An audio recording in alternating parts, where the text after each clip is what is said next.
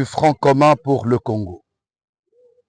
Le Front commun pour le Congo, FCC en sigle, s'indigne de l'attaque ce jour de la résidence du président de la République honoraire, Joseph Kabila Kabange, par des inciviques portant des insignes distinctifs du parti politique UDPS. Le FCC condamne avec fermeté cette énième attaque de la résidence de son autorité morale.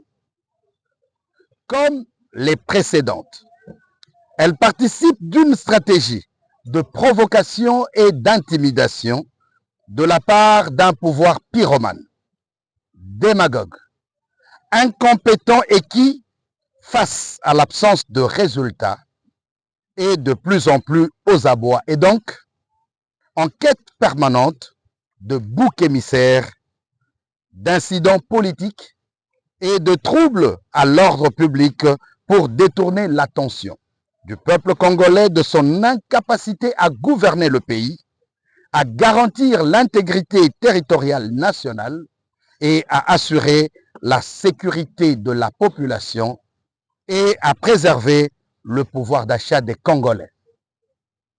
Le FCC exige des poursuites judiciaires, que ces poursuites judiciaires soient engagées en procédure de flagrance contre toutes les personnes directement ou indirectement impliquées dans cette attaque et que des sanctions sévères soient prononcées contre les coupables afin de décourager toute récidive.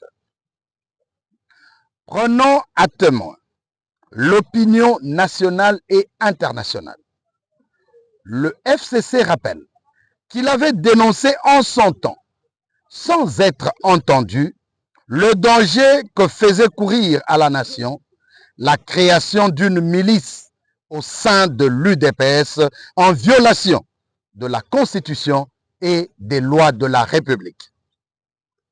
Le FCC tient donc le pouvoir en place, initiateur et protecteur de la dite milice, seul responsable de l'attaque ce jour de la résidence de son autorité morale, comme des actions tout aussi répréhensibles, mais jamais punies, à ce jour menées par la même milice contre plusieurs autres citoyens congolais à travers le pays.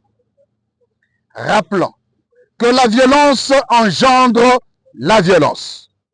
Le FCC tient le même pouvoir, tout aussi responsable de toute conséquence éventuelle susceptible de découler de la frustration, chaque jour de plus en plus exacerbée, d'un peuple livré à la merci des hors-la-loi dans l'indifférence, sinon l'instigation des autorités investies de la puissance publique et qui donc sont censées protéger ses droits.